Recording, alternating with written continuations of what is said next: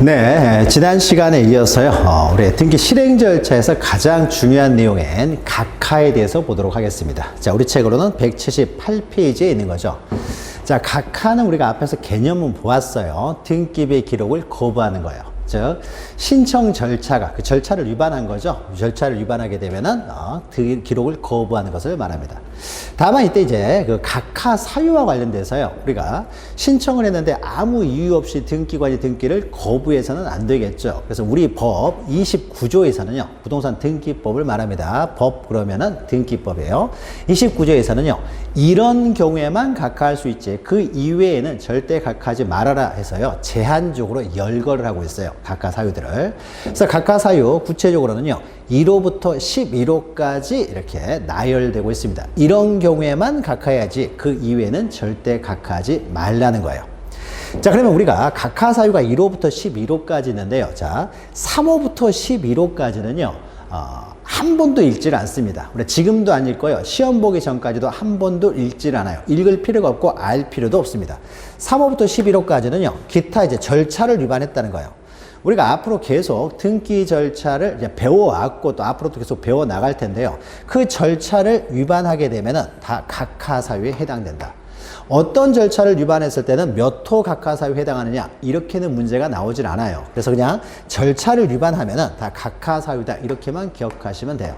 그러니까 절차의 대표적인 것은 신청할 수 없는 사람이 뭐 신청을 했다랄지, 또는 신청 정보에 빠진 내용이 있는데 보정을 안 했다랄지, 신청 정보와 첨부 정보가 불일치한다든지, 또 첨부 정보가 들어와야 되는데 들어오지 않았다랄지, 이게 대표적인 게 되겠어요. 그래서 우리가 등기 절차를 계속 공부하기 때문에 그 공부하는 그 등기 절차에 위반하게 되면요, 그냥 다 각하 사유에 해당된다라고 기억하시면 되고, 우리가 알아야 될 것은요, 1호하고 2호 이 두 개의 각하 사유만 정확하게 이해하시면 됩니다. 먼저 1호는요, 사건, 우리가 등기에서 사건 그러면은 신청이나 촉탁을 사건이라고 해요. 자, 등기관이 등기소에 있는데 밖에서 누가 이제 신청해서 들어올 수도 있고요, 아니면은 다른 관공서에서 촉탁이 들어올 수도 있는 거죠. 이런 신청이나 촉탁, 이런 것들을 사건이라고 합니다. 그래서 가장 대표적인 것이 신청이 되겠죠. 자, 신청이 들어왔는데요, 이것이 그 등기소의 관할이 아니에요. 즉 관할을 위반하는 등기 신청입니다. 자, 등기소마다 관할 지역이 있어요. 그래서 그 관할 구역에 있는 부동산만 등기를 할 수가 있습니다. 그래서 서울에 있는 부동산은 서울에 있는 등기소에서만 등기를 할 수 있고요. 부산에 있는 부동산을 서울에 있는 등기소에서는 등기를 할 수가 없어요. 그래서 지역적으로 이렇게 나뉘어져 있어요. 관할에 관한 자세한 내용은 우리가 알 필요는 없고 그냥 등기소마다 관할 지역이 따로 있다. 그래서 자기 관할 지역에 부동산만 등기할 수 있다라고 기억하시면 돼요. 그래서 만약에 서울에 있는 부동산을요, 부산에 있는 사람들끼리 서로 사고 팔면서요, 가까운 그냥 부산 등기소 가서 등기를 신청하게 되면은 등기소에서는 이것은 서울에 있는 부동산이니까 서울에 가서 신청을 하셔야 됩니다 라고 해서 돌려보내겠죠. 이것이 바로 각하예요. 그래서 관할을 위반했을 때는 각하 사유가 되고요. 또 하나는 신청이 들어왔는데 등기할 것이 아닌 것인 경우에요. 자, 등기할 수 없는 것에 대해서 등기를 신청해서 들어왔다는 거죠. 이것은 등기 사항 위반이 되는 거죠. 그러니까 등기할 수 없는 사항들에 대해서 등기를 신청했어요. 즉, 우리가 등기할 수 있는 권리가 있고 등기할 수 없는 권리가 있죠. 그래서 유치권 같은 거는 등기할 수가 없잖아요. 그래서 유치권에 대해서 등기를 해달라고 하게 되면 이때도 등기관은 유치권은 등기할 수가 없는 권리니까 이거는 그냥 돌아가십시오 라고 해서 돌려보내야 되겠죠. 또는 무슨 동산에 대해서 등기를 신청했다 그러면은 이럴 때도 마찬가지죠. 동산은 등기할 수가 없습니다. 돌아가세요 라고 해서 등기 사항이 아닌 것에 대한 신청이 들어왔을 때는 이때도 각하랍니다. 그러면 시험 문제가 각하에서 거의 매년 나온다, 굉장히 중요하다고 했을 때는 무엇이 나오냐면요, 주로 이게 나와요. 그럼 어떤 게 과연 등기할 수 있는 것이고 어떤 거는 등기할 수 없는지, 자, 사건이 등기할 것이 해당이 되는지 등기할 것에 해당이 안 되는지, 요 등기 사항과 관련된 내용, 요게 시험 문제에 계속 나와요. 그래서 시험 문제는 간단합니다. 이렇게 나와요. 다음 중 사건이 등기할 것이 아닌 경우에 해당되지 않는 것은, 또는 사건이 등기할 것이 아닌 경우에 해당되는 것은, 이렇게 문제가 나와요. 자, 그래서 우리 책에서도요, 179페이지 보시면요, 사건이 등기할 것이 아닌 경우에서 쭉 나열되고 있죠. 여기서 한 5개 지문 빼낸다든지, 또는 박스용으로 이렇게 나올 수 있기 때문에 여기 있는 내용을 다 기억을 하셔야 되는데요. 자, 여기서 이제 중요한 것은요, 이제 먼저 이것부터 기억하셔야 돼요. 자, 등기 사항이냐 아니냐는요, 이건 어디서 규정하고 있냐면요. 이 등기사항은 민법에서 주로 규정하고 있죠. 민법. 우리가 처음에 등기법을 공부할 때 이렇게 했죠. 등기법이라는 것은 민법에서 규정하고 있는 등기사항들에 대해서 그 절차를 규정하고 있는 것이 등기법이다라는 거죠. 그래서 민법에서 등기할 수 있다라고 되어 있으면 그 절차를 등기법에서 규정하고 있는 것이고, 민법에서 그것은 등기할 수 있는 사항이 아니에요. 그러면은 등기법에서 규정할 필요가 없으니까요. 그래서 등기법에서는 민법에서 규정한 등기사항의 그 절차를 규정한 법이기 때문에 이 등기사항은요, 민법에서 주로 규율하고 있고요.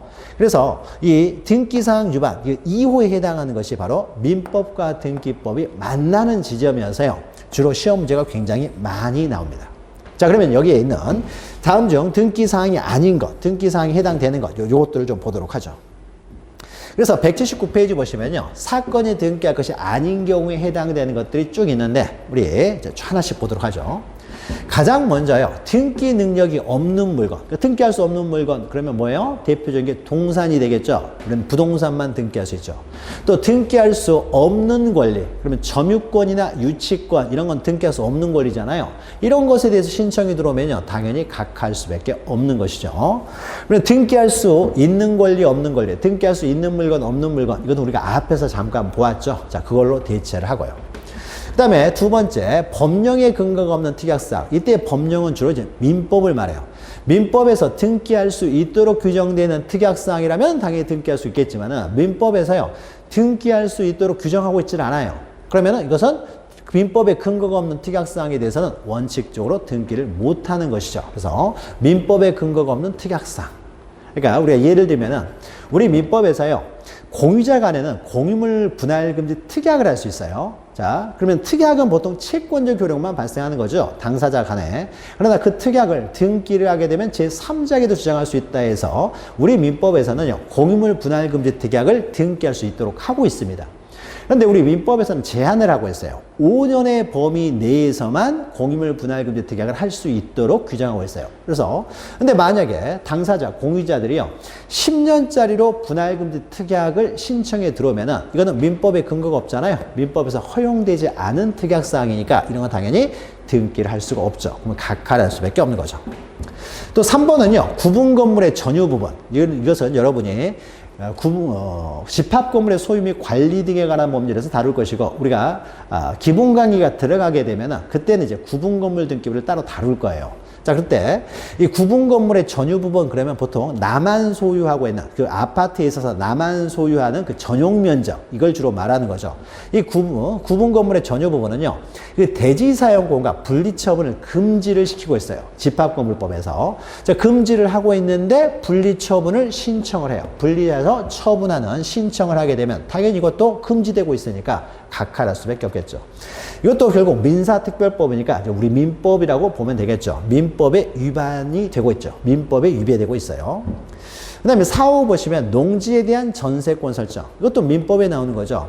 이 전세권, 그러니까 농지에 대해서는요, 모든 권리를 다 설정할 수 있지만 전세권 설정은 우리 민법에서 금지를 하고 있어요. 그래서 농지에 대한 전세권 설정은 민법에서 금지하고 있으니까 이것은 이제 또 등기할 수가 없죠. 다 민법 위반이죠.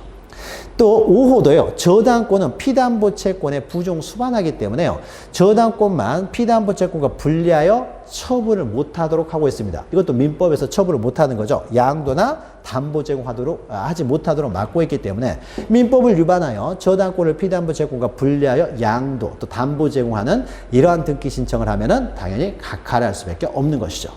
자, 그러면은 다 민법 위반이죠. 자, 그리고 또 넘기시면요. 6, 7, 8. 요게 이제 굉장히 중요합니다. 6, 7, 8. 요게 굉장히 중요한 내용이에요. 자, 각하 사유가 여러 개가 있는데, 자, 대부분 민법 위반에 관한 내용인데요. 특히, 각하 사유가 시험 문제 잘 나오는데, 6, 7, 8번. 요 세 가지가 특히 또 시험 문제 잘 나와요. 자, 그러면 여기서는 뭐냐면요. 일부 지분이에요. 자, 지분에 대한 등기가 가능하냐 관련돼서 지분에 대한 소유권 보존 등기, 상속 지분, 지분만에 대한 상속 등기, 일부 지분, 지분만에 대한 용익권 등기가 가능하냐라는 겁니다. 자, 이와 관련돼서는요. 7, 8을 통해서 다시 한번 정리해보죠. 자, 부동산의 일부에 대해서 등기가 가능하냐, 또는 권리의 일부에 대해서 등기가 가능하냐. 요게 시험 문제가 굉장히 잘 나옵니다. 우리가 부동산 그러면요, 토지나 건물을 말하는 거죠. 그래서 토지의 일부나 건물의 일부에 대해서, 토지나 건물의 일부에 대해서 등기가 가능하느냐 문제죠. 등기가 가능한 데 있어서, 자, 토지 한 필지 일부요. 다시 말해서 한 필지 일부, 건물 한 동 일부, 이것만 소유권 이전 등기 할 수 있습니까? 소유권 등기 자체를 못 한다는 거죠. 우리가 지적법 시간에도 조금 공부를 했어요. 그리고 민법에서도 공부를 하는 것이죠. 한 필지 일부는요, 소유권 등기 자체를 하지를 못합니다. 그래서 한 필지 일부를 처분하려면요, 이걸 두 개로 분할을 해서 처분을 하는 거죠. 분할을 해서 한 필지 전부를 이전하는 것이지, 한 필지 일부, 이게 만약에 100번졌을 때 100번째 일부는 소유권 이전을 못하고요. 이걸 둘로 분할해서 한 필지가 100번지, 한 필지가 100의 1번지가 되면 100의 1번지 전부를 이전할 수 있는 것이지, 한 필지의 일부 상태에서는요, 처분을 못하는 거죠. 소유권 등기를 할 수 없으니까. 자, 그래서 부동산의 일부에 대해서는요, 소유권 등기 자체가 안 돼요. 그러니까 보존 등기든 이전 등기든 모두 불가능하고요. 자, 그러면은 부동산의 일부에 대해서요, 소유권 등기를 못 한다는 것은 부동산의 일부만 매매를 원인으로 소유권 이전 등기를 못 한다는 거죠. 매매를 원인으로 하는 소유권 이전 등기를 할 수가 없다라는 거예요. 그러면 매매가 안 된다는 것은요, 매매가 안 된다는 것은 경매도 안 되겠죠. 경매라는 것은 매매의 특수한 형태죠. 경쟁적으로 하는 매매를 말해요. 그러면 매매를 통해서도 소유권을 취득할 수 없으면요, 경매를 통해서도 소유권 취득이 불가능하겠네요. 처분 자체가 안 되니까. 그럼 경매도 안 돼요. 그럼 경매가 안 되기 때문에 경매할 수 있는 권리가 뭐예요? 저당권이죠. 저당권이라는 것은 경매해가지고 우선 변제를 받는 거잖아요. 경매가 안 되기 때문에 부동산의 일부는 저당권도 당연히 불가능하게 되겠죠. 그래서 소유권과 저당권은 부동산 일부에 대해서 할 수는 없어요. 자, 그런데 용익권요. 죄송합니다. 용익권. 자, 용익권은 사용만 하는 거죠. 처분하는 게 아니잖아요. 한 필지 일부를 처분하는 것이 아니라 한 필지 일부를 지금 사용만 하려고 하는 거죠. 이건 처분 행위가 아니기 때문에 사용만 하는 것은 가능해요. 사용만 하는 것은. 그래서 부동산의 일부, 즉 토지의 일부나 건물의 일부에 대해서는 오로지 가능한 등기는 용익권만 가능합니다. 용익권만 설정이 가능해요. 그래서 오로지 용익권만 등기가 가능하다. 자, 요건 간단해요. 아마 민법 시간에도 하실 텐데, 부동산의 일부에 대해서 가능한 권리는요, 용익권밖에 없습니다. 용익권밖에. 그래서 이 용익권은요, 부동산 일부에 대해서 가능하도록 공시를 할 수 있도록, 등기할 수 있도록 해주고 있어요. 등기법에서 부동산 일부만 용익권 등기가 가능합니다. 이건 등기할 수 있어요. 요건 간단한데, 이제 더 중요한 건 요거예요. 권리의 일부예요. 권리. 자, 우리가 권리의 일부의 예를 들면요, 권리의 일부는 이런 거죠. 자, 어떤 부동산이 이렇게 있는데요, 토지가 이렇게 있습니다. 이 토지가 있는데, 갑이라는 사람이 3분의 1, 을이라는 사람이 3분의 1, 병이라는 사람이 3분의 1을 소유하고 있어요. 자, 그러면은 이거는 부동산의 일부를 소유하는 게 아니죠. 갑이 3분의 1을 소유한다는 건 전체 토지의 소유권이 3분의 1을 가지고 있다는 거죠. 전체 토지의 소유권 3분의 1을 가지고 있어요. 그러니까 3분의 1은 뭐예요? 소유권의 일부가 되겠죠. 자, 우리가 권리 대신에 우리가 집어넣으면요, 소유권이나 권리, 그러니까 소유권이나 뭐 저당권, 전세권, 자, 이런 걸 권리라고 하죠. 그러면 권리의 일부 그러면 소유권의 일부, 저당권의 일부, 전세권의 일부, 이런 걸 말할 텐데 소유권의 일부라는 건 결국 지분을 말하는 거죠. 지분. 갑이 3분의 1 지분을 가지고 있다. 갑이 소유권의 3분의 1을 가지고 있다는 거죠. 그래서 권리의 일부라는 것은 결국 지분을 말합니다. 그러면 이런 지분에 대해서도 등기가 가능하냐 있어서요. 자, 보죠. 만약에 갑을병이에요. 갑을병이 이렇게 있는데, 갑을병 세 사람이 이렇게 소유하고 있는데요. 갑이 그 지분만 다른 사람한테 처분할 수 있습니까? 저한테 처분할 수가 있죠. 지분만 매매를 원인으로 이전 가능하죠. 지분만 이전 가능해요. 이것도 가능합니다. 이것도. 갑이라고 하는 사람이요, 자기가 전체를 소유하고 있어요. 전체를 소유하고 있는데, 갑이 전체를 소유하고 있다가 이해서요, 을 앞으로 2분의 1만 소유권 이전 등기 가능합니까? 매매를 원인으로 소유권 이전 2분의 1만 이전할 수도 있잖아요. 2분의 1만 이전이 가능하죠. 뭐 갑이 혼자 소유하고 있는데 아내가, 둘이 부부관계예요. 근데 갑이 단독으로 소유하고 있는 것을 아내가 어떻습니까? 야, 2분의 1 내 앞으로 좀 넘겨달라고 하는 거예요. 2분의 1만 넘겨달라고. 2분의 1만 증여할 수 있어요. 2분의 1만 증여되면은 을은 2분의 1을 소유하고 있고, 그럼 나머지 2분의 1은 갑이 소유하게 되겠죠. 그럼 갑과 을이 공유를 하게 되겠죠. 얼마든지요, 지분만 이전할 수 있습니다. 지분만 매매를 통해서 이전할 수가 있는데요. 다만 이건 안 돼요. 소유권 등기 중에서도 소유권, 지분만 소유할 수가 있기 때문에 지분만 처분할 수도 있는데 요건 안 됩니다. 최초에 이루어지는 보존 등기요. 자, 갑을병이요. 하나의 건물을 1억씩 투자해가지고 건물 하나 만들었어요. 그러면은 갑을병이 3분의 1씩 건물을 공유하게 되겠죠. 자, 공유를 해요. 자, 건물이 신축이 되면 등기 없이도 신축이 됐으니까 법률의 규정에 의해서 3분의 1씩 공동으로 소유합니다. 등기 없이도. 자, 그런데 이걸 처분을 하려고 해요. 자, 처분하려면 등기를 해야 되는 거죠. 그래서 이제 보존 등기, 최초의 소유권 보존 등기랍니다. 최초의 소유권 이제 보존 등기를 함에 있어서요. 보존 등기를 함에 있어서. 자, 그런데 갑이라는 사람은요, 자기가 이 사람은 처분을 하고 싶어요. 그래서 자기 앞으로 보존 등기를 하고 싶은데 을병은 아직 처분하기가 싫어요. 처분하기 싫으니까 보존 등기도 할 필요가 없어서 보존 등기를 하고 싶지 않아요. 그러면은 을병은 하기 싫다고 하니까 을병은 빼고 갑만 3분의 1 이런 식으로 보존 등기가 가능하냐라는 겁니다. 그러면 우리가 등기 기록만 놓고만 이렇게 등기가 되면요. 자, 우리 등기 기록만 보면은 3분의 1은 갑이고 3분의 2는 나타나질 않죠. 그럼 어떤 물건이요? 3분의 1만 존재하고 3분의 2는 존재하지 않아. 이런 물건은 존재하지 않죠. 물건이 있으면 있고 존재하면 존재하고 존재하지 않으면 존재하지 않는 것이지 3분의 1만 존재한다는 건 존재할 수가 없는 거죠. 자, 그래서 소유권 보존 등기함에 있어서는요, 지분만 보존 등기를 해버리면 나머지 3분의 2는 어디에도 나타나지 않기 때문에요, 이렇게 등기를 할 수는 없습니다. 그래서 을병이 반대한다고 하더라도 혼자 가더라도요, 반드시 전부에 대해서 등기를 해야 돼요. 전부에 대해서. 자기 앞으로 지분, 요런 등기는 못하기 때문에, 요런 등기를 못하기 때문에 혼자 가더라도 을 3분의 1, 병 3분의 1 이것을 함께 신청을 해야 돼요. 을병이 반대해도 할 수 있어요.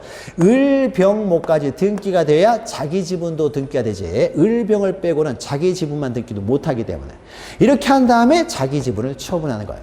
그래서 보존 등기를 함에 있어서는요, 항상 지분의 합이 1이 나와야 돼요. 그러니까 일부 지분을 제외하고 등기를 못하고요. 일부 지분을 제외하고 하지 못하는 것은 일부 지분만도 할 수가 없다는 거죠. 즉 항상 전부에 대해서, 여기서 전부라고 하는 것은요, 지분의 합이 1이 나와야 돼요. 지분의 합이, 지분이 항상 1이 나와야 되는 것이지 일부 지분을 제외하고 일부 지분만 등기를 할 수는 없다는 겁니다. 이것은 이런 경우도 마찬가지예요. 갑이 단독으로 소유하고 있다고 하더라도요, 갑이. 그러면 항상 전부에 대해서 등기를 해야 되지, 나 그냥 3분의 1만 먼저 팔아야지라고 해서 갑이라는 사람이 3분의 1만 소유권 보존 등기, 이런 것들도 할 수가 없다라는 거죠. 항상 전부에 대해서. 전부니까 어떻습니까? 갑에게 전부에 대해서 보존 등기를 해야 되지 3분의 1만 보존 등기 이런 건 할 수가 없습니다.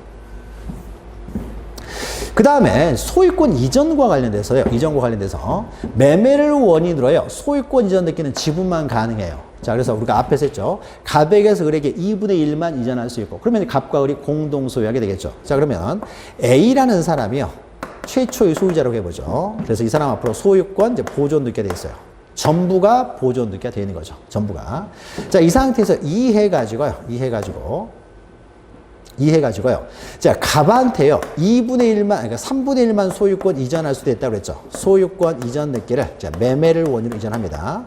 그러면 이때는 어떻습니까? 매매를 원유로 이전하기 때문에 갑이 3분의 1을 갖고 A가 3분의 2를 소유하고 공동으로 소유하겠죠.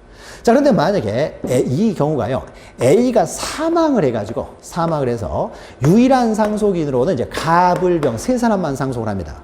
그래서 상속을 원인으로 소유권 이전 등기를 해요. 상속을 원인으로. 그러니까 갑을 병 자식 3명이 있어서 3분의 1, 3분의 1, 3분의 1로 이 사람들이 이제 상속을 받았어요. 그러면 상속은 법률의 규정에 의한 물권 변동이기 때문에 등기 없이도 소유권은 취득합니다. 그러나 처분하려면 등기를 해야 될 거 아니에요. 그래서 이제 처분을 하려고 하는데 갑은 3분의 1 자기 지분을 처분하고 싶어서 등기를 하고 싶어요. 근데 을병은 아직 처분하고 싶지 않아서 등기하고 싶은 생각이 없어요. 자, 그러면은 너희들은 등기하지 마라. 나만 그냥 등기를 하고 처분해야지라고 해서 상속 등기를 이렇게 자기 지분만 할 수가 있느냐라는 겁니다. 이것도 안 됩니다. 자, 그러면은 우리가 등기 기록만 놓고 봤을 때요. 자, 갑이 3분의 1을 소유하고 있어요. 여기는 없으니까. 그러면 3분의 2는 누가 소유해요? 등기부상으로는 전혀 나타나고 있지는 않죠. A는 사망을 했으니까 소유할 수 없잖아요. 사망을 했으니까. 상속이 됐다는 것은. 만약 여기가 매매였을 때는 갑이 3분의 1이면 A가 3분의 1을 가지고 있겠지라고 할 수 있지만은 상속이니까 A는 사망을 했다는 거죠. 그러면 3분의 1 등기되어 있으면 상속 등기가 3분의 1만 되어 있을 때는 3분의 2는 등기부에 전혀 나타나지 않게 되는 문제가 발생해요. 따라서 상속 등기를 할 때는 을병이 반대한다고 하더라도요. 갑은 자기 지분만 등기를 못하기 때문에 을병에 반대해도 혼자 가서 얼마든지 을 앞으로 3분의 1, 병 앞으로 3분의 1을 할 수가 있고 반드시 이렇게 등기를 해야 돼요. 전부에 대해서 등기를 하고 나서 처분을 하는 것이지, 자기 지분을 처분하는 것이지, 이 나머지 상속인들의 지분을 제외하고 자기 지분만 등기할 수가 없다라는 거예요. 그러니까 상속 등기도 마찬가지죠. 보존 등기하고 똑같아요. 일부 지분을 제외하지 못하고요. 언제나 전부에 대해서만 가능합니다. 전부에 대해서. 지분만에 대해서는 불가능하다는 거죠. 을병이 반대한다고 하더라도 혼자 가서도 전부에 대해서 등기를 해야 되지 지분만 등기하지는 못해요. 일부 지분을 제외하고 등기할 수가 없다는 거죠. 그래서 상속 등기는 전부에 대해서 해야 된다. 자, 그러면 우리가 저당권은 가능하냐? 자, 우리가 매매를 원인으로 지분만 이전할 수는 있다고 했잖아요. 매매를 원인으로. 그러면 지분만 매매가 가능해요. 지분만 매매가 가능하면 지분만 경매도 가능하겠네요. 지분이 경매가 가능하니까 그 지분에 대한 저당권도 당연히 가능하겠죠. 그러니까 매매가 안 되면은 경매도 안 되고요. 매매가 되면은 경매도 되는 거죠. 그래서 지분만 매매를 원인으로 이전 등기는 가능하기 때문에 지분만 경매도 가능하고 경매가 가능하기 때문에 지분만 저당권 설정은 가능해요. 그럼 이제 용의권을 보죠. 용의권. 자, 지분만 용의권을 설정할 수 있는지를 보죠. 만약에요. A라는 사람이 소유하는 건물이 하나 있는데요. 건물이 있는데 여기에 갑이라는 사람이요. 전세를 들어가요. 용의권의 대표적인 전세권을 한번 해보죠. 전세권이 전세를 합니다. 이때 갑이라는 사람이요. 3억 내고 전세를 들어갔는데 전세권을 설정함에 있어서 다 자기 몫으로 이제 뭐 자기가 단독으로 다 전세권을 가지고 있지만은 전부를 하지 않고요. 자기가 3분의 1만 전세권 등기를 먼저 해야 되겠다. 3분의 1만 전세권 등기가 가능하냐라는 겁니다. 이런 등기 보신 적 있어요? 우리가 용의권이라고 하는 것은요, 사용하는 거예요. 점유, 사용, 수익하는 겁니다. 점유해서 사용, 수익하는 것인데, 우리가 어떤 물건을 3분의 1만 사용한다, 2분의 1만 사용한다, 10분의 1만 사용한다. 이게 가능합니까? 구별할 수가 없어요. 내가 어떤 책 대여점에서 책을 빌립니다. 그래서 책을 빌리는데 10,000원이라고 해보죠. 그래서 10,000원이라고 하니까, 나 2분의 1만 볼 거예요. 그러니까 5,000원 깎아주세요. 할 수 있습니까? 2분의 1을, 어떻게 보면 2분의 1을 보는 거예요? 전체를 보는데 한눈 감고 보면 2분의 1을 보는 거예요? 대충 보면 2분의 1을 보는 거예요? 그럼 3분의 1은 어떻게 보는 거예요? 10분의 1은 어떻게 보는 거예요? 그러니까 3분의 1을 사용하든 2분의 1을 사용하든 10분의 1을 사용하든 전체를 사용하잖아요. 그러니까 사용이라는 건 사용하느냐 안 하느냐 둘로만 구별할 수 있지 지분으로 나눌 수가 없어요. 지분으로. 그러니까 전세권도요. 이 집을 만약에 갑이라는 사람이 3분의 1 전세권을 사용한다는 건 전부를 사용하는 거잖아요. 3분의 1, 그러니까 전세를 3분의 1 사용한다는 것은 이 집을 3분의 1만 사용한다. 전부를 사용하는 것과 3분의 1을 사용하는 것과 구별이 안 되죠. 전체를 3분의 1을 사용한다는 것은 전부를 사용하는 것이 되죠. 자, 그래서 이 사용한다는 것은요, 지분만 사용한다는 것이 이렇게 구별할 수가 없어요. 점유하는 것도 마찬가지죠. 내가 이것을 점유하면 하고 안 하면 안 하는 것이지 3분의 1만 점유한다, 2분의 1만 점유한다 이런 거 존재할 수가 없죠. 한 발 들고 서 있으면 2분의 1 점유하는 거예요? 아니죠. 점유를 하면 하고 안 하면 안 하는 거예요. 자, 그래서 이 용의권은 논리적으로요, 지분만 이렇게 설정한다는 것이 논리적으로 불가능합니다. 그래서 항상 전부에 대해서 해야 돼요. 3분의 1만 전세권이라는 건 존재하지 않아요. 그럼 만약에 전세를 들어갈 때요, 이런 거요. 갑이 혼자 전세 들어가는 것이 아니라 을병과 함께 세 사람이 전세를 들어갔어요. 그래서 이 사람이 1억 내고, 이 사람이 1억 내고, 1억 내서 3억 전세금 내고, 이 사람들이요, 들어가서 삽니다. 그러면 이 전세권을요, 갑이 3분의 1, 을이 3분의 1, 병이 3분의 1을 갖게 되죠. 그럼 우리가 소유권을 공동으로 소유할 때는 그냥 공유, 합유, 이렇게 공유 이렇게 하는데, 전세권, 이렇게 소유권 이외의 권리를 공동으로 가지고 있을 때는요, 이때 앞에 준자를 붙이죠. 그래서 준공유라고 하죠. 그럼 갑을 병은요, 이 전세권을 3분의 1씩 준공유하고 있는 것이 되는 거죠. 준공유합니다. 그러면 등기를 할 때도 어떻게 해야 되느냐? 아까 3분의 1 지분만 등기를 할 수는 없다라고 했잖아요. 지분만 등기가 안 되기 때문에, 지분이 안 되기 때문에요, 전세권 등기도 항상 전부에 대해서 해야 돼요. 자, 다시 말해서 갑 3분의 1, 을 3분의 1. 을 3분의 1, 병 3분의 1 이런 식으로 전부에 대해서 해야 되는 것이지 자기 지분만 3분의 1 용의권 듣기는 못해요. 다 마찬가지로 동일한 원인이에요. 용의권은요, 지분만에 대해서 불가능하고요. 일부 지분을 제외하고 일부 지분만 하는 게 불가능하고요. 언제나 전부에 대해서 해야 돼요. 전부에 대해서 해야 된다는 것은요, 지분의 합이 항상 1이 나와야 되는 거죠. 그래서 소유권 등기 중에서 소유권 보존 등기하고 그 상속 등기, 그 다음에 용의권 등기는 지분만에 대해서는 안 된다. 항상 전부에 대해서 해야 된다는 거죠. 자, 의미를 알았으면요. 이게 시험 문제가 가장 많이 나오기 때문에 외우서라도, 그러니까 의미를 이해를 했던 안 했던 상관없이요. 무조건 알고 있어야 되는 것이 바로 보상용 세 가지예요. 이건 두 문자라도 무조건 외우시고 계셔야 돼요. 지분에 대해서는, 권리의 일부인 지분에 대해서는 모든 등기가 가능하지만 이 세 가지는 안 된다. 부동산의 일부에 대해서는 용의권만 가능하고 다 안 된다. 그렇죠? 그러면 지분은 세 가지는 지분만 해서는 안 되고 언제나 전부에 대해서 해야 된다. 그러니까 요 세 가지, 보상용, 보존, 상속, 용의권 등기는 언제나 전부에 대해서 해야 되지, 전부에 대해서. 지분에 대해서는 할 수가 없다. 비록 이것이 자기 지분만이라고 하더라도, 지분에 대해서는 할 수가 없다는 거예요. 요걸 잘 기억하시고요. 그러면 이제 반대도 좀 기억하시면 돼요. 그러면 요 세 가지는 지분에 대해서는 아예 안 되기 때문에, 자기 지분만이라고 하더라도 지분에 대해서는 안 되기 때문에 언제나 전부에 대해서 해야 되는데, 그러면 요 세 가지를 제외한 그 외의 등기는 좀 다르겠죠. 그러면 그 이외의 등기는 지분이 가능하다는 의미가 되겠죠.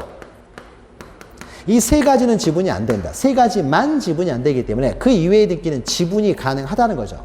그럼 지분이 가능하면요, 그때는 어떻습니까? 자기 지분만 해야 되죠.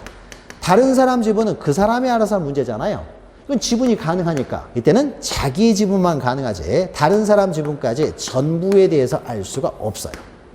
이 두 가지를 잘 구별하셔야 돼요. 보존, 상속, 용의권 등기는 지분이 안 되기 때문에 언제나 전부에 대해서 해야 되지만 그 이외의 등기는 지분이 가능하기 때문에 그때는 자기 지분만 해야 되지 전부에 대해서는 할 수가 없어요.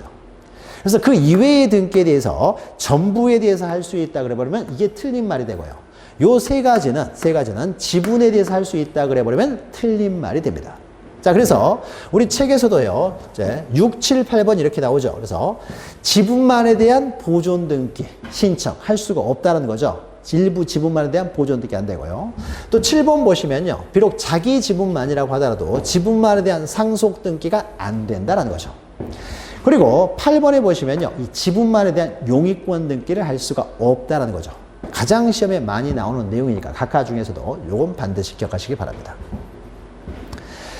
자, 그리고 그 다음 내용을 보면은요, 이제 9호 보시면은요, 자, 등기 중에서는 오로지 촉탁으로만 가능한 등기가 있어요. 그러니까 등기는 신청 또는 촉탁에 의해서 이루어지는데 이때 촉탁으로만 가능한, 즉 관공서에 촉탁이 있어야만 실행할 수 있는 등기가 있어요. 신청을 할 수 없는 등기가 있습니다. 대표적인 것이 이렇게 가압류 등기와 같은 처분 제한 등기예요. 가압류 또는 가처분 등기. 자, 이런 것들은 상대방의 처분을 제한하는 등기다. 그래서 처분 제한 등기라고 합니다. 이런 처분 제한 등기는요, 우리가 신청할 수 있는 것이 아니에요. 관공서에 촉탁이 와야만 할 수 있는 등기예요. 그러니까 관공서에 촉탁이 와야만 할 수 있는 등기를 신청을 할 수 없는데 신청을 했으니까 당연히 각하를 해야 되겠죠. 그 다음에 10번 보시면요, 우리 등기는요, 하나의 부동산에 대해서는 하나의 등기 기록만 둡니다. 그래서 1부동산 1등기 기록이에요. 하나의 부동산에 대해서 2개 이상의 등기 기록이 움직이면 안 되겠죠. 되게 혼란이 생기기 때문에 하나의 부동산에 대해서는 오로지 하나의 등기 기록만 둬라. 그러면 등기 기록이 개설되는 것은 보존 등기를 할 때 등기 기록이 개설되는 거잖아요. 그래서 이미 보존 등기가 돼서 등기 기록이 이미 있는 상태에서는 또 보존 등기는 못 하는 거예요. 보존 등기를 하게 되면 또 다른 등기 기록이 개설돼 버리기 때문에요. 그래서 이미 보존 등기된 부동산에 대해서는 중복하여 다시 보존 등기를 할 수가 없습니다. 그래서 다시 보존 등기를 신청하면 당연히 각하를 하게 됩니다. 그리고 11번은요, 기타 내용들이 나오는데, 그 밖에 기타 내용이 나오는데, 이것은 우리가 기본 강의에 들어가서, 우리가 또 뒤에서 공부를 해야만 이해할 수 있는 내용들이 있기 때문에, 이것은 기본 강의에 들어가서 하기로 하고요. 우선 여기까지 좀 기억하시면 돼요. 특히 우리가 방금 앞부분에서 했던요, 요 내용이 가장 중요한 내용이다. 기억하시고, 나머지 내용은 천천히 우리가 공부하셔도 됩니다. 자, 그러면 각하와 관련돼서요. 자, 그 다음 내용으로 넘기시면은 180페이지 보시면요. 자, 각하 결정의 방법 이렇게 했는데 이런 그렇게 중요한 내용은 아니고요. 자, 각하 결정 이제 불복이 있는데요. 만약에 갑과 을이라는 사람이요. 갑과 을이라는 사람이 등기소에 등기를 신청을 했습니다. 신청을 했어요. 근데 등기관이요. 각하 사유에 해당되지도 않아요. 그래서 우리 각하 사유들이 쭉 나열돼 있잖아요. 그럼 각하 사유에 해당되면 당연히 각하를 해야 되는데, 이 각하 사유에 해당되지도 않은데도 불구하고 부당하게 각하를 합니다. 부당하게. 등기를 안 해준다는 거죠. 이유 없이 등기를 안 해주는 거예요. 자, 그러면 이럴 때 이제 이 사람들이 이제 불복하는 방법, 다투는 방법입니다. 자, 불복하는 방법은요, 등기관이 이유 없이 각하를 안 해주면요, 자, 등기관에게 뭐 일을 해봤자 의미가 없으니까 등기관의 상급기관. 자, 상급기관은 법원이 되겠죠. 자, 등기관은 법원 산하 기관이에요. 그래서 법원에요, 이의 신청을 할 수 있어요. 상급기관이 법원에 이의 신청을 합니다. 이의 신청을. 그럼 이때 이의 신청은 누구만 할 수 있냐면요, 자, 등기가 각하됐다는 건 등기가 안 돼 버렸죠. 그래서 아예 안 돼 버렸기 때문에 그 등기가 됨으로써 손해보는 사람이라는 건 존재하지 않죠. 그래서 등기가 됨으로써 손해보는 사람, 뭐 등기가 됨으로써 손해보는 제3자, 손해보는 사람, 이해관계 이런 사람들은 존재하지 않게 되죠. 그래서 제3자가 이의 신청을 할 수는 없습니다.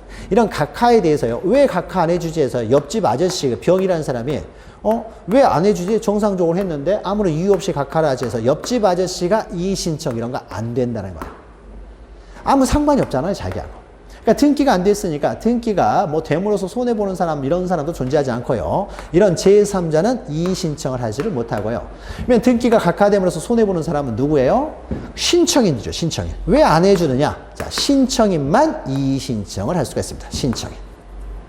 그럼 이때 신청인이 이의 신청을 할 때는 이제 지방법원에 이제 이의 신청을 하게 되는 거고요. 그러면 지방법원에서 이제 판단하겠죠. 각하가 정당하게 각하를 했는지 아니면 부당하게 각하를 했는지를 심사를 합니다. 자, 심사를 해봤더니 정말로 부당하게 각하를 했어요. 부당하게 각하를 했을 때는 이제 등기관의 상급기관으로서의 이제 법원이에요. 법원이. 왜 너 부당하게 각하를 했어? 빨리 등기를 실행해줘 라고 하는 실행명령을 내릴 수가 있어요. 실행해줘라고 실행명령을 내립니다. 그러면 우리가 신청을 했을 때는 각하를 했지만 상급기관의 명령이 내려오기 때문에 이때는 등기를 할 수밖에 없겠죠.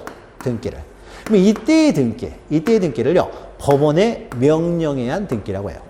그래서 우리가 등기 절차 총론, 등기 절차 총론 시간에요, 등기는 당사자의 신청 또는 관공서의 촉탁에 의해서 이루어진다. 이게 원칙인데, 때로는 등기관이 직권으로 하는 경우도 있고, 때로는 법원의 명령에 의해서 이루어지는 경우도 있다라고 했을 때, 그때 법원의 명령에서 이루어진 등기가요, 바로 요때 이루어지는 등기예요.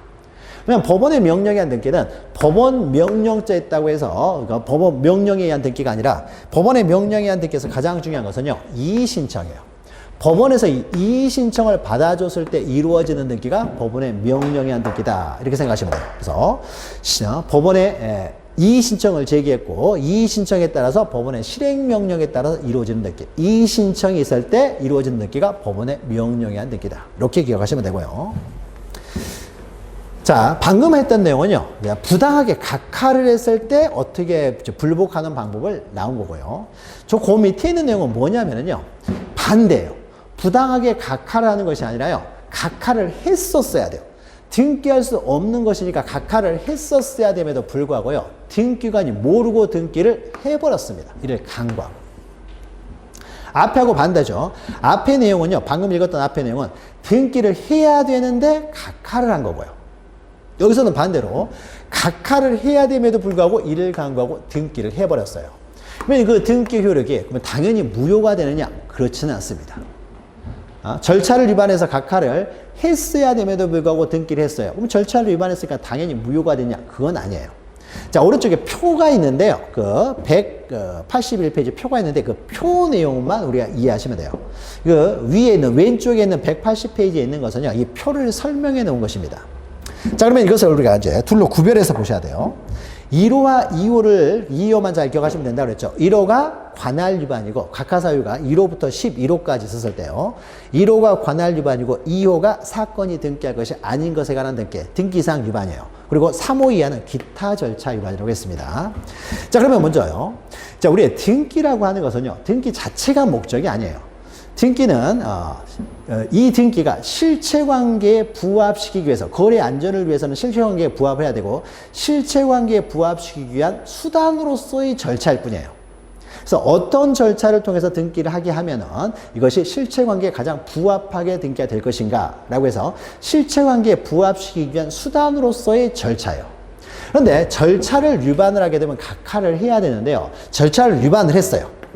3호 이하부터 보죠. 절차 위반, 기타 절차 위반은 3호 위반이 해당돼가지고 각하 사유라는 거죠. 근데 절차를 위반했긴 했는데 이 절차를 위반하긴 했지만요. 이 등기 자체가 실체관계에 부합을 한대요. 부합을 해요. 실체관계에 부합을 해요. 뭐 이런 겁니다.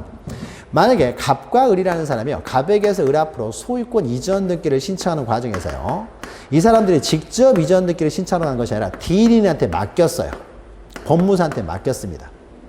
그래서 법무사가 쌍방을 대리해서 등기를 하는 과정에서요. 대리인이 등기를 신청할 때는요. 내가 대리인이다라는 위임장, 그 대리권 증명서를 가져왔어야 되죠. 자, 가져왔어야 되는데 가져오질 않았어요. 가져오지 않고 신청을 합니다. 그러니까 대리권 증명서도 없이 신청을 해요. 대리권 증명서를 가져오지 않았기 때문에 등기소에서는 각하를 했어야 되죠. 서류 심사를 하는데 위임장이 안 들어오니까 대리권 증명서류가 없으니까 등기소에서는 당연히 각하를 했어야 되는데 등기관이 모르고요. 위임장, 그 권한 증명서류가 없음에도 불구하고 등기를 해버렸다는 거죠. 그럼 이 등기는요. A라는 사람은 대리권이 있는 건 맞잖아요. 대리권 수여했으니까.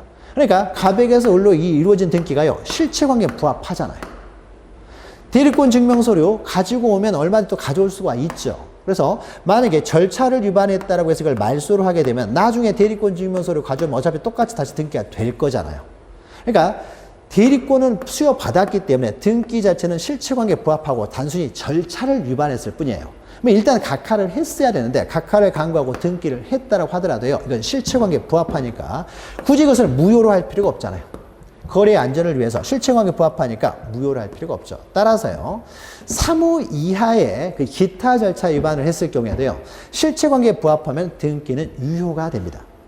물론 실체관계도 부합하지 않으면 즉 A가 등기를 신청했는데 갑을로부터 이 사람은 대리권을 수여받은 적이 없어요. 무권 대리인이에요.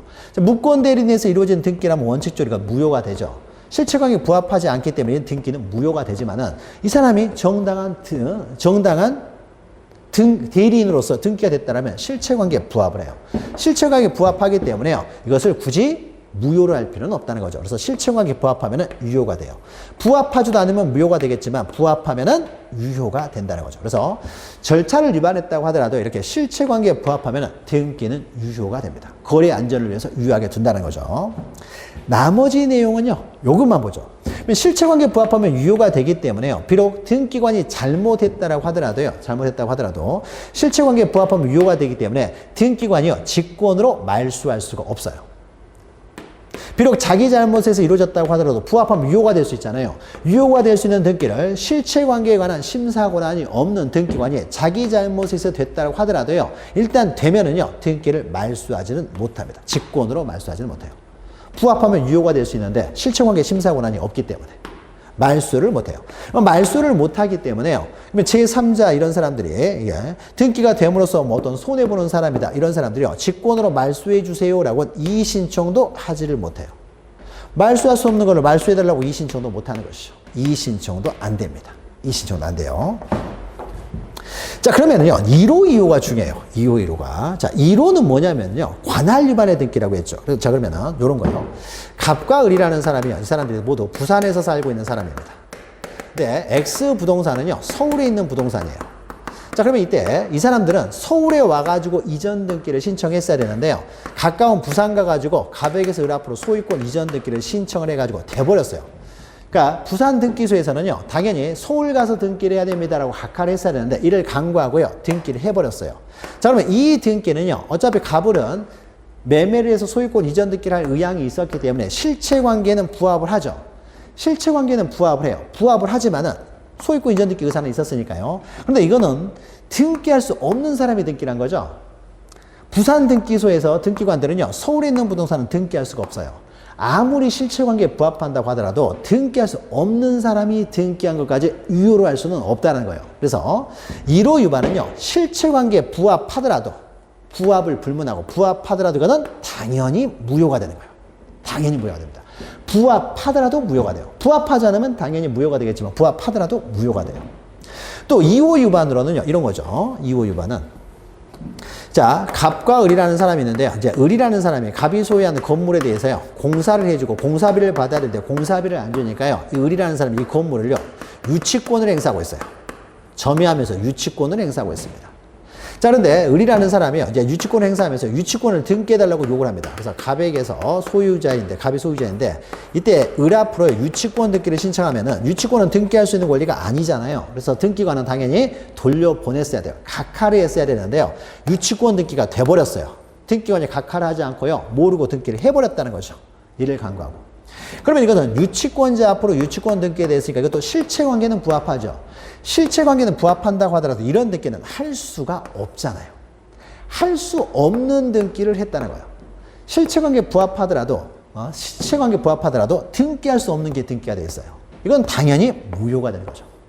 내가 다이아몬드 반지를 가지고 있어요. 등기해달라고 하면 등기할 수가 없는 거잖아요. 근데 등기관이 모르고요. 다이아몬드 반지에 대해서 등기를 해버렸어요. 이거는 내 것의 다이아몬드 소유자로 되어 있기 때문에 실체관계는 부합하지만 이건 애초에 등기할 수 없는 게 등기가 된 거죠. 등기할 수 없는 게 등기가 됐기 때문에 실체관계에 부합하더라도 그건 당연히 무효가 됩니다. 당연히 무효가 되기 때문에요. 자, 등기관은 실체관계 심사 권한이 없다라고 했어요. 실질적 심사 권한이 없습니다. 심사 권한이 없다라고 하더라도 상관없죠. 부합하더라도 이건 무효이기 때문에 실체관계 심사 권한이 없는 등기관이요. 직권으로 말소해도 상관은 없는 거죠.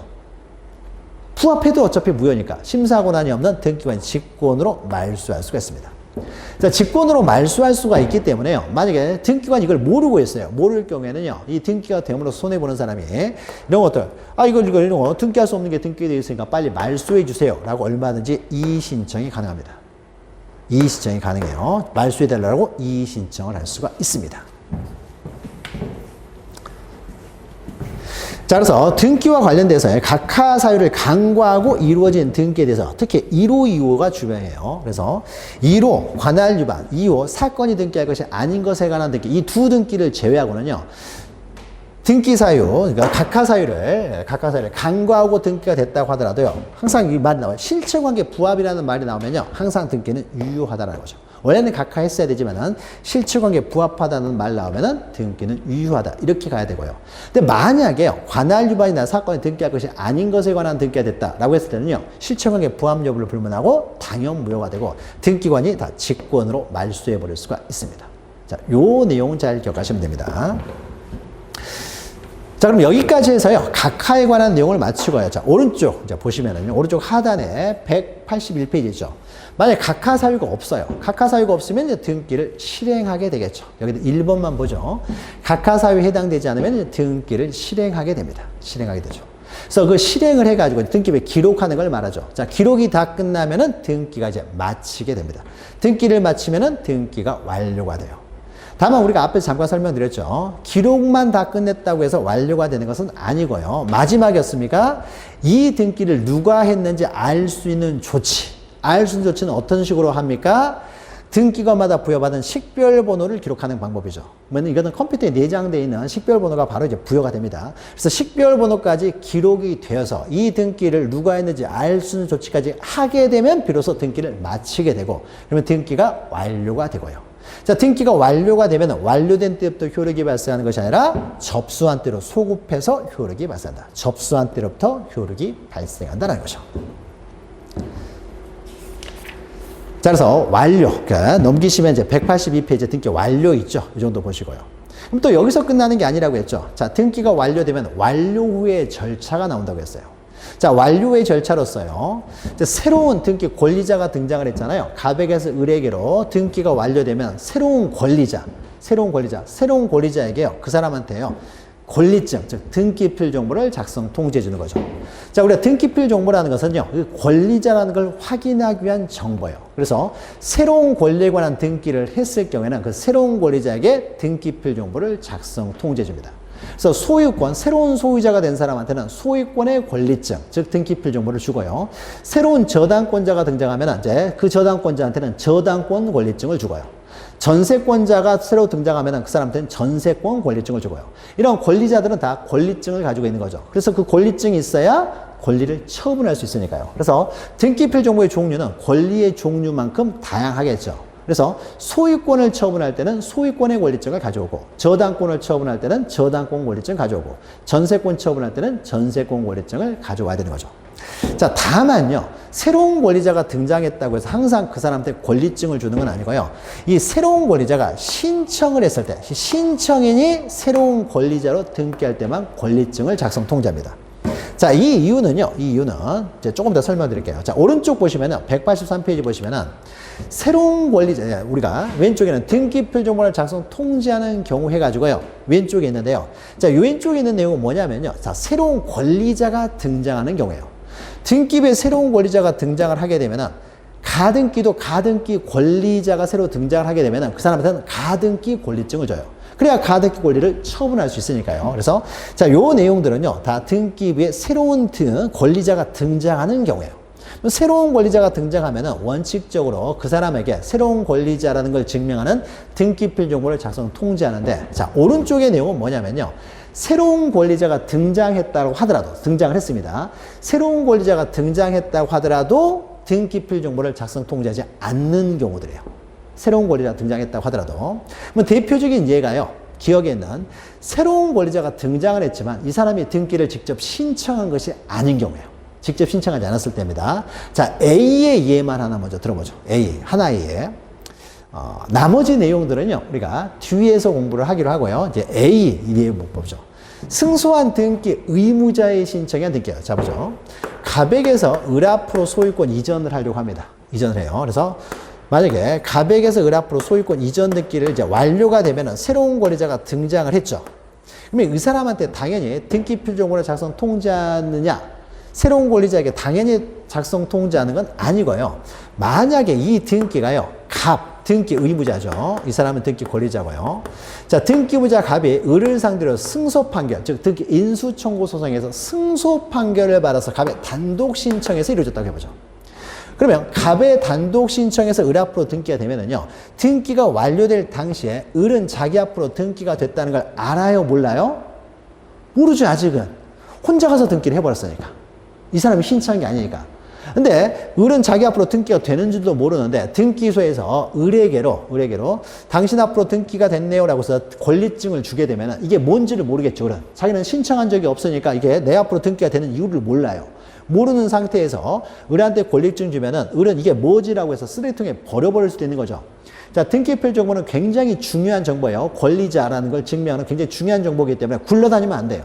쓰레기통에 들어가서도 안 되는 것이고요. 이건 재발급도 안 됩니다.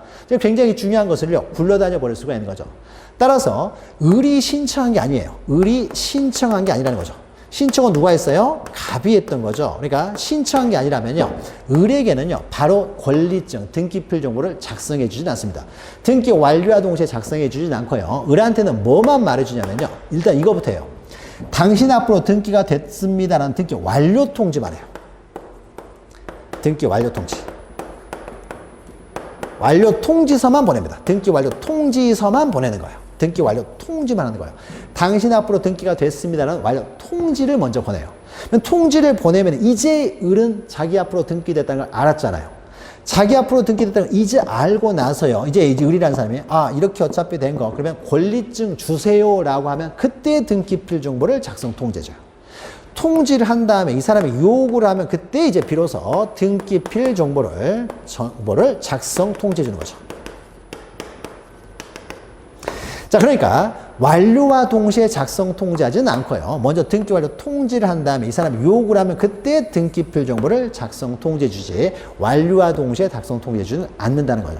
완료와 동시에 작성 통지해 버리면 쓰레기통에 가버릴 수가 있기 때문에. 자, 그래서 새로 이 권리자가요, 이 사람이 직접 신청을 했다라면 집에서 기다리고 있을 거 아니에요. 등기 완료될 때까지. 신청해서 등기가 됐다는 것은 사람이 자기 앞으로 등기됐다는 걸 알고 있잖아요. 자기가 신청했으니까. 따라서 이럴 때는 완료와 동시에 등기필 정보를 작성 통지하지만은 이 사람이 신청한 게 아니라면은요, 이럴 때는 완료와 동시에 작성 통지하지는 않고 먼저 완료됐다는 사실만 먼저 통지를 한 다음에 이 사람이 요구하면 그때 등기필 정보를 작성 통지합니다. 자, 그래서요, 이제 한 김에 B번, C번도 한번 해볼까요? 그러면은, 갑액에서 을 앞으로 이전 등기가 되는데요. 갑액에서 을 앞으로 이전 등기가 되는데, 을이 신청을 했으면은 을 앞으로 등기 표정을 작성 통지하는데, 을이 신청한 게 아니라요. 자, 을이라는 사람이요, 매매를 한 상태에서요, 자기 앞으로 등기도 하지 않은 상태에서 병하에 바로 전매를 해버렸어요. 그럼 우리가 나중에 이제 중간생략 등기 이런 걸 다루게 될 텐데요. 자, 그러면 병은 을한테 이전 등기 청구권이 있고요. 을은 갑한테 이전 등기 청구권이 있어요.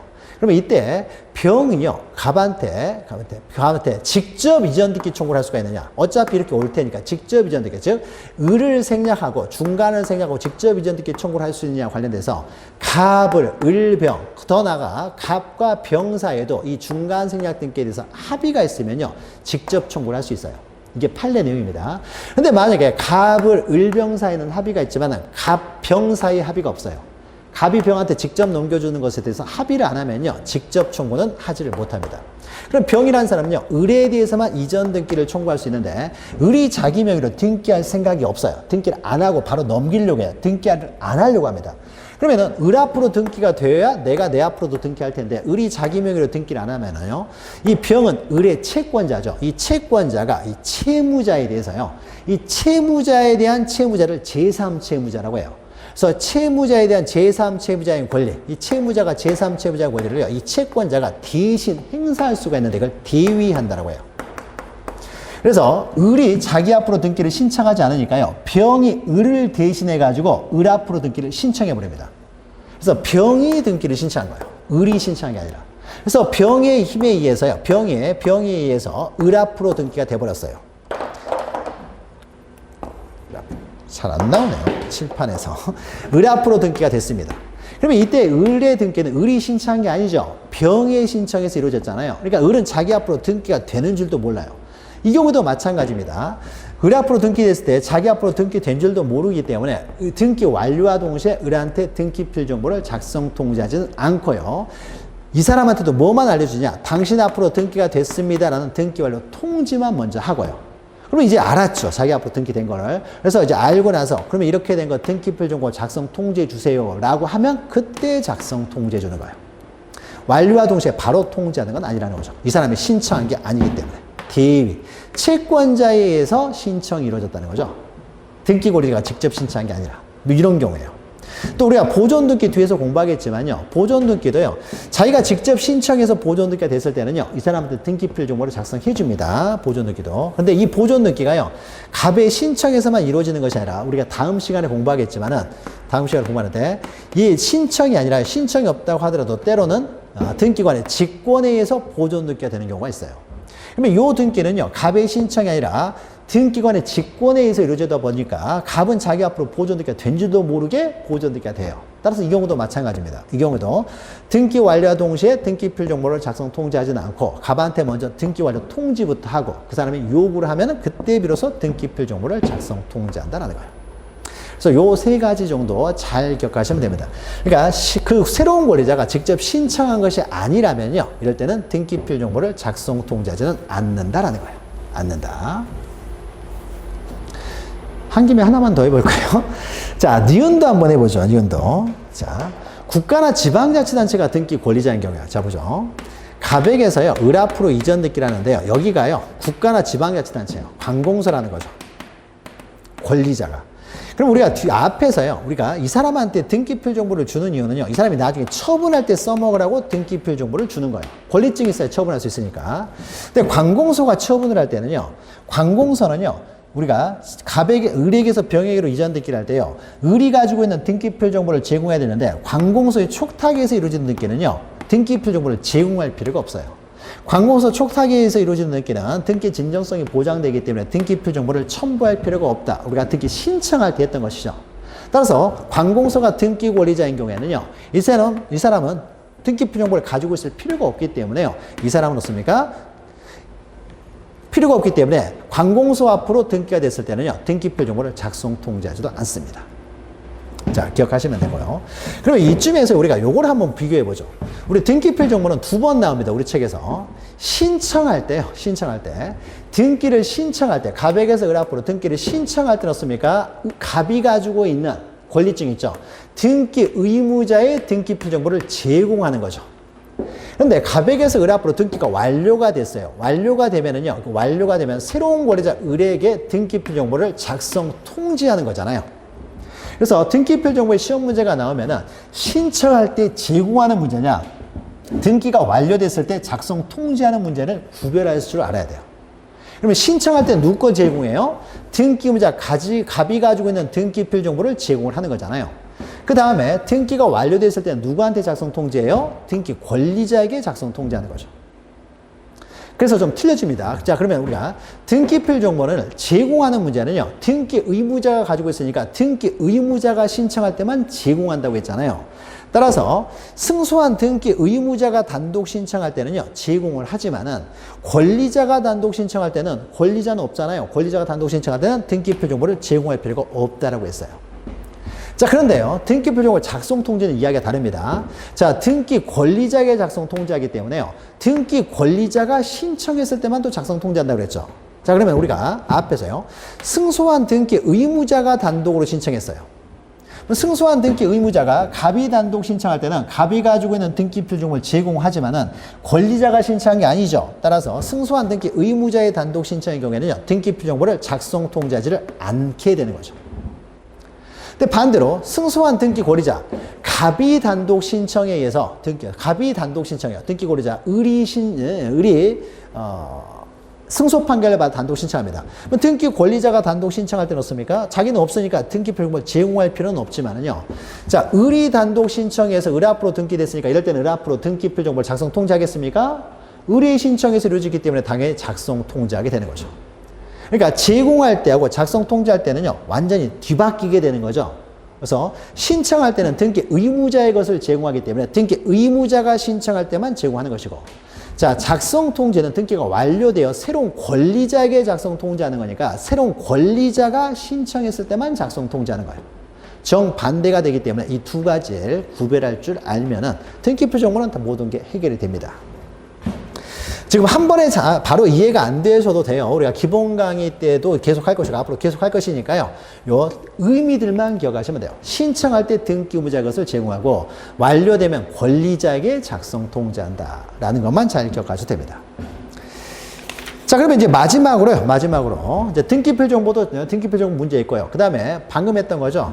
등기가 됐을 때는요, 여기저기 다 통지한다고 했죠. 등기 결과를 통지합니다. 이게 등기 완료 통지예요. 그래서 등기 완료 통지서를 이제 여기저기 작성 통지하는데, 신청했던 모든 사람, 새로운 권리자에게만 하는 게 아니에요. 신청했던 모든 사람한테 당신들이 신청한 대로 등기가 완료됐습니다라는 걸 통지를 하고요.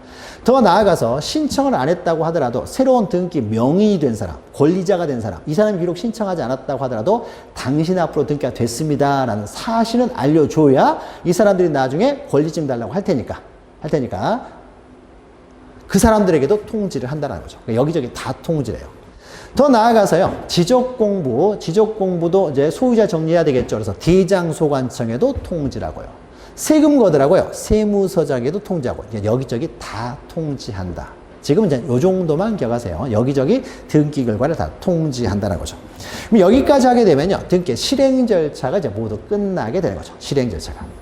자, 오른쪽 보시면요, 이의신청 절차가 나오는데요. 185페이지. 이것은 시험에 그렇게 아주 잘 나오는 것도 아니고, 그리고 좀 복잡해요. 그래서 나중에요, 기본이나 심화 가서 그때 설명드리도록 할게요. 그러니까 뭐 아주 중요한 내용은 아니기 때문에.